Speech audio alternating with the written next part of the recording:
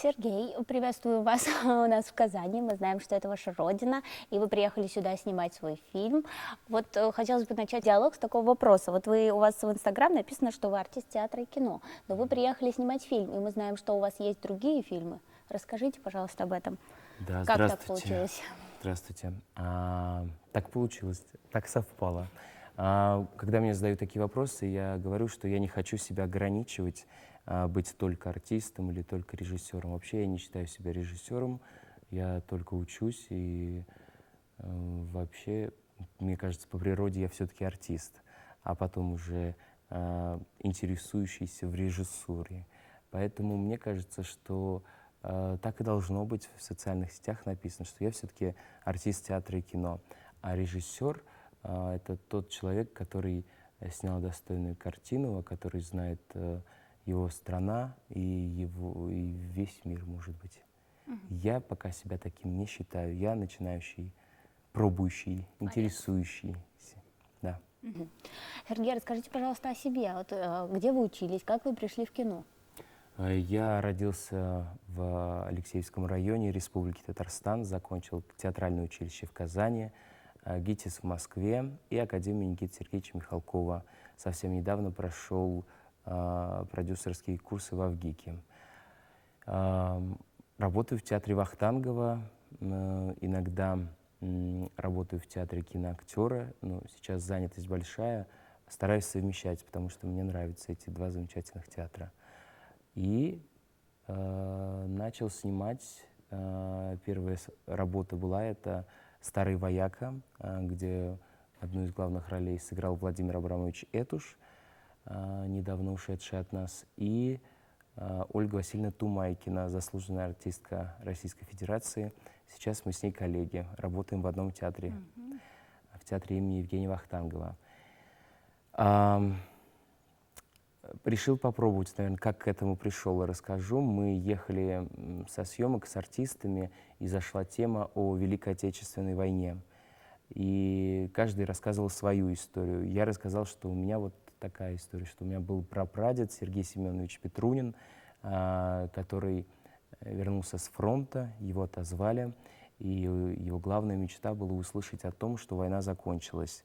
Но он умирает, уходит от нас 9 мая 1945 года, так и не услышав о том, что война закончилась, на рассвете. Жили они в глухой деревне, поэтому вести туда доходили чуть позже, чем ко всем остальным городам и селам нашей страны на то время. То есть вы рассказали историю, которая коснулась вот непосредственно вашей семьи. Да, и вы знаете, сегодня к тому пришел, что мы, конечно, смеемся со съемочной площадкой, что ты начал снимать все про себя и про свою семью.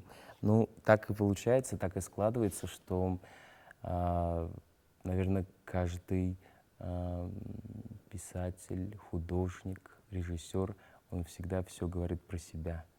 Когда он начинает говорить про что-то другое, что ему не знакомо, это всегда рискованная ситуация. Я пока учусь и пробую, и мне кажется, что я все-таки знаю немного ту историю, к которым прикасаюсь, те истории, к которым прикасаюсь. Хоть и тема Великой Отечественной войны мне, я не очевидец этой истории, но все-таки по рассказам бабушки, по прочитанной литературе, по фильмам, по книгам, мне кажется, я знаю то состояние немного, которое тех людей, которые были за пределами фронта. То есть они ждали, они работали и свою жизнь положили на то, чтобы услышать эти дни о том, что война закончилась. Мне кажется, немного у меня есть представление. Конечно, не до конца, но вот мы рискнули и попробовали сделать фильм. Сейчас мы приступили к второй работе, мы ее только-только закончили. «Бойцовская рыбка» из села Речное. Вот эта история как раз Это рабочее касается. название или уже оно будет таким? Вы знаете, пока это рабочее название, но мне что-то подсказывает, что я, наверное, все-таки решу оставить это название, и мы выпускаться и премьер будем с этим названием. Это короткий метр. Это короткий метр, какое-то оно очень говорящее, как мне кажется. Расскажите, пожалуйста, вот подробнее о фильме «Старый вояка» с Владимиром Этушем, да, которого вы уже упомянули. То есть почему именно его вы видели в Да. главной роли этого фильма? Историю о фильме я вкратце уже рассказал, что это история моей семьи, это реальная история. А так как мы познакомились с Владимиром Абрамовичем, и как он все-таки рискнул пойти в эту авантюру, я написал супруге Елене Этуш в Фейсбуке и сказал, что у меня есть материал для Владимира Абрамовича Этуша. Она согласилась встретиться, мы встретились, познакомились, поговорили. И на следующий день они перезвонили мне и сказали, что мы согласны, что им очень понравился сценарий. Ну и, наверное, когда мы знакомились, я произвел впечатление очень такое искреннее впечатление, честное, что мое желание, оно было честным и искренним. Я очень хотел сделать эту работу. Но они так прониклись вашей историей, мне кажется, они же знали, что это с вашей семьей, это Да, ваша да, да, семейная я им история, рассказала, мне кажется. конечно, что это реальная история, что мне нужен только Владимир Абрамович, и что другой артист не справится с этой работой. Но еще очень важный фактор, что он ведь был на фронте, он знает, что такое фронт не понаслышке. А расскажите, пожалуйста, где показывали фильм «Старый вояк»? А, Фильм фильм «Старый вояка» показывали на кинофестивалях. Он объездил достаточно большое количество стран и городов, и у нас в России. Были прекрасные отзывы от жюри, это очень дорогого стоит. Мы показали его на Тавриде, где, собственно говоря, и выиграли грант на киносъемки. Сейчас, совсем недавно, мы у ваших коллег показывали на телеканале «Культура». Была премьера 9 мая. После этого как раз была минута молчания. Это было так символично, потому что и мой дед не услышал о том, что война закончилась, и Владимир Абрамович, к сожалению, не увидел этот фильм, финальный монтаж. И фильм в конце есть посвящение, что этот фильм посвящается всем, кто не услышал о том, что война закончилась. Поэтому было так очень символично и волнительно. После этого мы показали фильм на вашем телеканале Да, ТНВ. в День Парада Победы В он у День нас Парада проходил. Победы. Да-да-да, совершенно. Это тоже так символично и приятно, что ваше руководство приняло решение показать этот фильм. Спасибо, я вам благодарен. Расскажите, пожалуйста, теперь о своих ролях в кино и в театре. Мы знаем, что вот и вы играете в театре, как вы уже сами рассказали. То есть с какими интересными актерами вы сталкивались вот в работе, с кем вы сейчас работаете, продолжаете общаться, и то есть о каких-то даже планах на будущее с этими актерами? Ну вот я расскажу все-таки про работу, раз мы с вами собрались. У нас в работе сейчас принимал участие Сергей Горобченко, замечательный артист, Наталья Щукина, казанский артист Сергей Масейко, Илья Салин, это выходец из творческой студии оперения, бывшей студии, еще он занимался у Константина Хабенского, и молодой мальчик из Алексеевского района, это Илья Дермеев. Алина Галяскарова, выпускница Казанского театрального училища и мой друг, и Володя Карпук, выпускник Академии Никиты Михалкова. Вот такая у нас собралась замечательная команда. С ними мы сейчас провели 5 дней, с некоторыми даже больше, и мало спали, трудились и, конечно же, были благодарны и счастливы от того, что вот как-то судьба нам подарила такие встречи замечательные, что вот все как-то так сложилось, все очень приятно. Но работаю я в театре Вахтангова, конечно же, с именитыми людьми. Если мы заходим на проходной, у нас там общий такой гардероб, мы снимаем верхнюю одежду и по театру идем, кто-то на репетиции, кто-то уже на спектакль, и там очень-очень много именитых людей. В театре имени Евгения Вахтангова работают замечательный Алексей Гуськов, Сергей Маковецкий, Мария Аронова, Господи, там каждый, Евгений Князев, Василий Лановой, то есть, ну, это просто всех не перечислить, и, конечно, мы все учимся у них. Мы еще причисляем себя к молодежи, являемся стажерами театра имени Евгения Вахтангова, поэтому мы учимся у них, смотрим на их игру и вообще на отношения между друг другом и какую-то правильную атмосферу. Мне кажется, в театре Евгения Вахтангова, как ни в одном театре России, не кипит так жизнь. Вот, что касаемо творческой атмосферы, у нас 6 сценических площадок. Мы иногда не успеваем перекусить, чтобы бежать на следующую репетицию, на следующий спектакль. Очень много гастролируем. И это, конечно, счастье работать вот в таком живом театре. Он настоящий театр, где каждый человек, каждый цех любит это здание, любит все, что там происходит. И, конечно же, мы одна большая семья. Расскажите, пожалуйста, когда будет премьера вашего фильма, вот, над которым вы сейчас работаете, собственно, и зачем вы приехали в Татарстан снова снимать? Я думаю, что премьеру мы пока еще не решили, когда именно она будет, то есть точной даты у нас нет. Но, конечно, в стране должен быть какой-то порядок насчет этой самоизоляции, насчет всех ограничений. Вот когда мы вернемся к нормальному ритму жизни, тогда мы сможем думать о том, когда сделать премьеру. Премьеру, конечно, мы обязаны сделать и в Республике Татарстан, и в Москве, и в Питере. И, конечно же, я хочу, чтобы наш фильм провел большую яркую жизнь на фестивалях не только в стране, но и в России, так как тема идет и о воспитании детей, и взаимоотношении отцов и детей. Хотелось бы у вас вот спросить, вы играли в театре на Булаке, мы знаем, что у нас в Казани, Да. и хотелось бы, чтобы вы рассказали вот об этом периоде вашей жизни. Что касаемо театра в Казани, театр на Булаке и театр имени Мусы Джалиля, и, конечно же, театральное училище в Казани, именно наши выпускные вечера, учебный театр, там тоже есть сцена. Мы считаем своим домом, потому что в театральном училище нас воспитывали замечательные мастера Татьяна Валентиновна Лядова и Нинашева Елена Ефимовна. После у нас была уникальная возможность работать в театре на Булаке, проходить, я бы так назвал, что это была такая некая практика. И мы участвовали в некоторых спектаклях в театре на Булаке.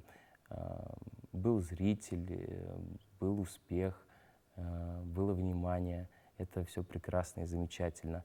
А в театре оперы и балета, как мы попали, нас пригласили на 3-м курсе участвовать, помогать спектаклю Ковтуна «Спартак». Тогда был спектакль «Спартак», и мы там тоже бегали, были сценические драки, бои. Это было интересно, это было, я бы сказал, даже мощно. Мне очень понравилась тогда постановка. Я всегда мечтал увидеть ее, когда я уже стану артистом, приеду, просто куплю билет и буду смотреть уже как зритель эту постановку. Но пока это не случилось.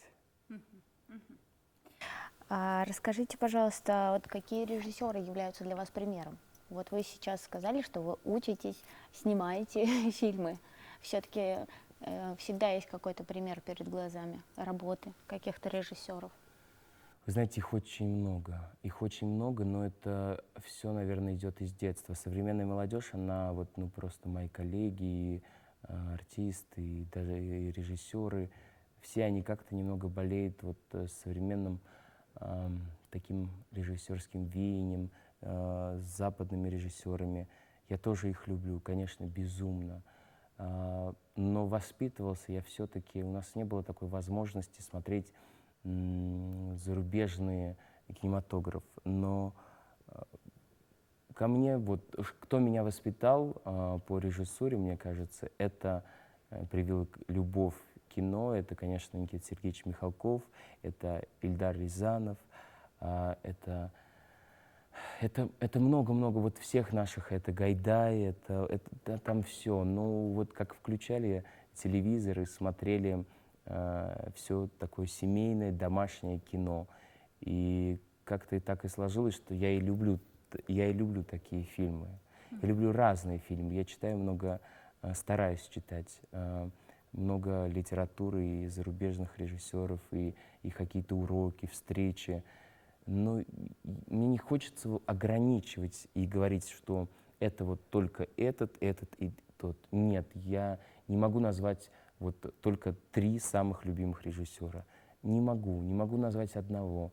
Э, Я многих люблю и многих смотрю, и не хочется делать каких-то ограничений, опять же, что я вот только российское кино или там только советское кино, или только сейчас вот именно то, что современно в Америке, Голливуде. Вот нет, мне не хочется ставить себе ограничений, поэтому я хочу уйти от этого вопроса и честно вам признаться, что их очень много, но воспитался вот все-таки я на этих фильмах наших советских. То есть это Михалков, Рязанов, Меньшов. Причем это когда вы сказали про современных режиссеров, мне сразу на ум пришло Кирилл Серебренников. Как вам его работа и вообще, и как вам его история? И знаете ли вы о его истории? Вы знаете, если я придерживаюсь того мнения, если что касаемо вот этого скандала, который произошел вокруг, я бы хотел остаться, сказать только одно, что я бы не хотел в этом участвовать никогда, потому что это палка о двух концах. Кто-то туда ходит, поддерживает, казалось бы, Кирилла Серебренникова и делает на этом какой-то пиар. Кто-то о каком-то артисте уже давно забыли, но он каким-то методом, каким-то ходом оказался вдруг другом Серебренникова. Ну, эта палка всегда о двух концах. Единственное, я, наверное, придерживаюсь того, что творчество — это всегда сложный момент. Это всегда сложный момент. Но то, что была платформа и то, что были спектакли, я могу тоже подтвердить. Я тоже там был на спектаклях. То, что мне не хочется вот во всем этом участвовать, это однозначно. Я не хочу. Я всегда за то, что если ты как бы совершил какую-то глупость или неосторожный шаг, то ты должен за это понести наказание. Если ты невиновен, то нельзя. Все-таки, понимаете, кто вот выносит эти сроки, они не боги, они не имеют права вот так легко распоряжаться судьбами чужих людей. Это тоже обидно. Поэтому мне кажется, что я уверен, что все как-то, слава богу, более-менее решилось. Конечно, все в социальных сетях радовались этой истории, что вот все наконец-то завершилось, но опять же выплачивать деньги Там нужно. относительная Да, радость, я бы сказала. относительная радость, но человек, слава богу, на свободе, он будет ходить, он будет творить, создавать, и это очень важно. К его работам я честно скажу, что они мне нравятся, особенно вот как он начинал все эти спектакли, которые он ставил. Первый, по-моему, это спектакль его был в Центре драматургии Казанцева и Рощина, его спектакль. Потом «Голая пионерка», «Зойкина квартира». Ну, там много можно перечислить его каких-то удач. Это было мощно, это было интересно. Да, это было провокационно, но ведь он так и устроен, он так идет, и он верен себе, и мне кажется, он так и будет продолжать в том направлении. Вот, ну а ему я желаю удачи, вообще всем, кто связан с этим делом, к сожалению. Я ему желаю удачи и терпения. Надеюсь, что все как-то благополучно еще дальше решится. Сергей, скажите, пожалуйста, смотрели ли вы фильм «Текст»? Потому что мы знаем, что недавно вышел сериал «Текст» вот по этому как бы фильму, но немножко измененный. И вот как вам игра Кристины Асмус? Вы знаете, я смотрел этот фильм, сериал я не смотрел, но фильм я смотрел. Если честно, как бы касаемо актрисы и актеров, мне кажется, что есть очень мощные, интересные моменты. Здорово. Я рад за эту группу, рад за режиссера безумно, потому что это всегда очень тяжело. И он снимает полный метр, а я пока только короткий метр. Поэтому я представляю, что будет в дальнейшем. То есть и как это собрать такую глыбу полный метр. Это всегда очень тяжело. Я не скажу, что я как-то раздражен от этого фильма или нет, я скажу, что мне фильм понравился. Понравился фильм. Если мы уже говорим о фильмах, не могу не спросить, самый обсуждаемый, наверное, фильм, сериал по книге, снятый «Зулейха открывает глаза», да, Гузаль Яхиной. Вы смотрели ли Да. вы его? Да. Что Я вы вот можете сказать, я как человек из киноиндустрии? Я смотрел этот сериал, я очень его долго ждал. Я прочитал книгу, и я ждал сериала. Прекрасный актерский состав, я считаю. Замечательно исполнили роли. Я не понимаю, почему в Татарстане так взбунтовались. Я слышал много отрицательных отзывов. Я не увидел в фильме, не увидел какого-то принижения татарского народа, татарской нации. Я не увидел этого. Может быть, конечно, вот именно жителям Татарстана они что-то увидели там свое, и это их обидело. Но я воспитывался в Татарстане, я знаю татарскую культуру очень хорошо, и я ничего катастрофического в этом не увидел. И мне, конечно, жалко, когда люди могут себе позволить делать большие посты о том, что это все ужасно, все плохо. Но вы возьмите и попробуйте хотя бы раз сделать. Возьмите с этого прекрасного диванчика, поднимите свою пятую точку и вперед. Если у вас получится, я буду только безумно рад и счастлив за вас. Вы попробуйте. А сидеть на диване и кричать мы можем все и каждый. Нам не нравится политика, нам не нравится страна, нам не нравится мир, мы обижены на всех и все. И, конечно, меня это всегда удручает, потому что, мне кажется, начинать нужно прежде всего с самого себя. У вас всего, я так понимаю, сейчас 2 фильма, Да. а у вас вот написано, что снимается 2 в производстве сейчас на данный момент. А какой еще А, второй? Мы сейчас закончили только что работу над проектом вот «Бойцовская рыбка» из села Речное. И я думаю, что мы в сентябре, в октябре приступим к новой работе, которая называется «Выстрел».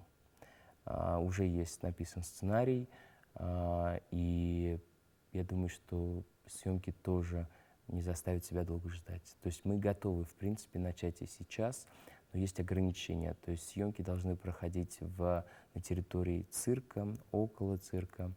И, конечно же, мне нужно большое количество массовки. Это в Казани? Но я не знаю, как мы с этим поступим. Наверное, нужно что-то будет придумывать. И пока мы ждем разрешения. Мы вот как только получим разрешение, мы будем снимать. Мы рассматриваем такой вариант, чтобы снимать на территории Казани.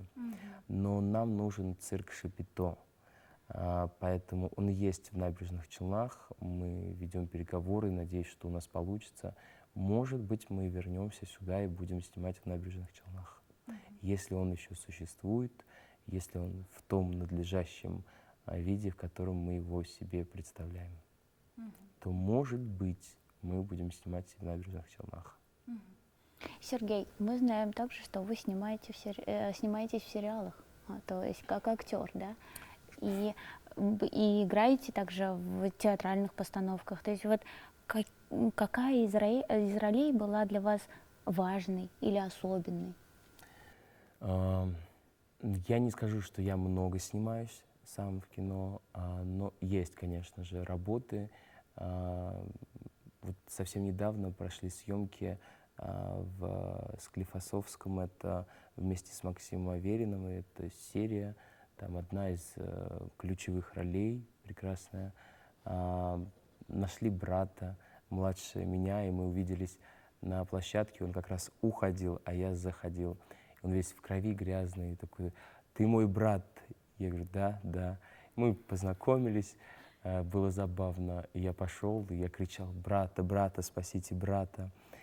И вот такая интересная история о том, что в кино вот все так забавно, интересно, что ты не знаешь своего брата по жизни, ты не знаешь, кто его будет исполнять. Потом на следующий съемочный день у нас был отец, он приходит, и режиссер говорит: «Знакомься, это твой папа, а это твой сын старший». То есть забавные истории происходят. Каких-то громких названий в кино, наверное, пока не случилось. Наверное, пока не случилось. Я не могу сказать, что я как-то доволен. Нет, я хочу и, наверное, хочу исполнить роль. Я знаю, какую. Посылаю свое желание в Вселенную, чтобы это обязательно было услышано и чтобы это исполнилось. Ну а что касаемо театральных работ, недавно, наверное, год назад был, да, год назад было как-то такое большое доверие со стороны театра, и мне доверили исполнить, ну и был, конечно, такой кастинг, режиссер провел, мы поставили спектакль «Нижинский гениальный идиот», где я исполняю роль Сергея Дягилева. И это такая, я скажу, очень тяжелая роль, потому что я знаю, что она иногда случается, спектакль, а иногда вроде все хорошо, но что-то вот не так, то есть образ не исполнен до конца. Ну и, конечно же, бывают разногласия с режиссером, тебе кажется, что да, это все здорово сегодня было, а режиссер приходит и говорит: ну, мог бы и лучше. То есть все бывает в жизни. Вот что касаемо театра. И, конечно же, большое счастье.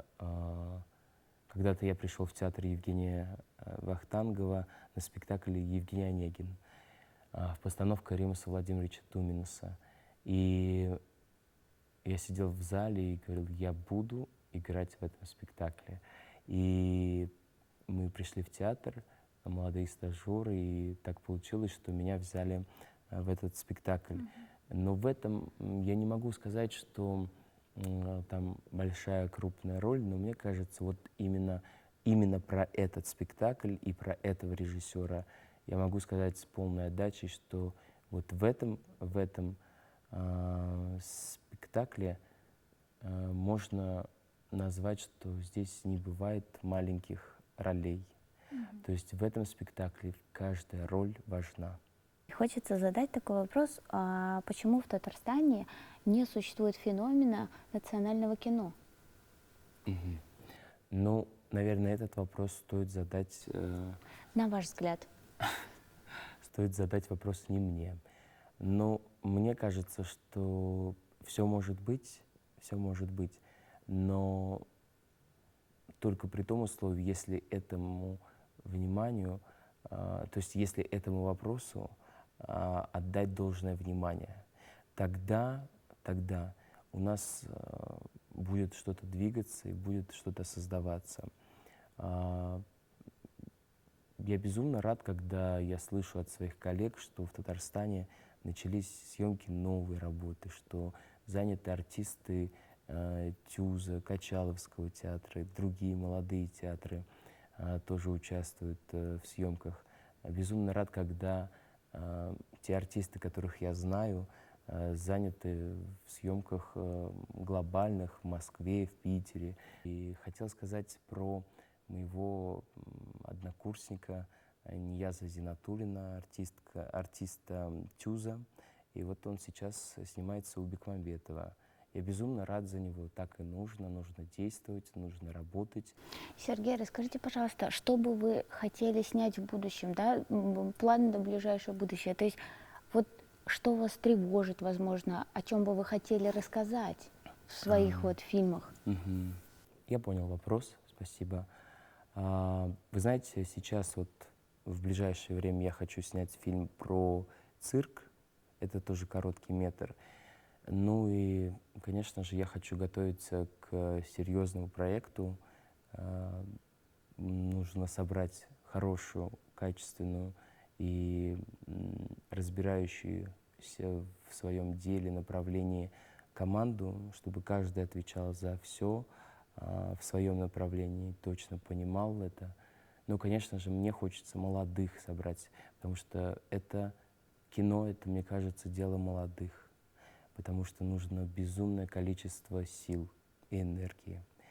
А что касаемо моих планов, я бы хотел со зрителем поговорить на тему одиночества. Мне очень нравится эта тема. Я не скажу, что она мне... В какой-то степени она мне близка. В какой-то степени она мне близка. Можно находиться и в толпе, но быть одному. И мне кажется, эта тема близка многим, особенно творческим людям. Я бы хотел на эту тему поговорить. Сегодня у нас в гостях был Сергей Батаев. Он актер, режиссер и снимал в нашем Татарстане, на своей родине, новый короткометражный фильм, который мы будем ждать. Надеюсь, у нас его покажут даже до фестиваля мусульманского кино в сентябре. Да? Спасибо вам большое, всего доброго и до встречи.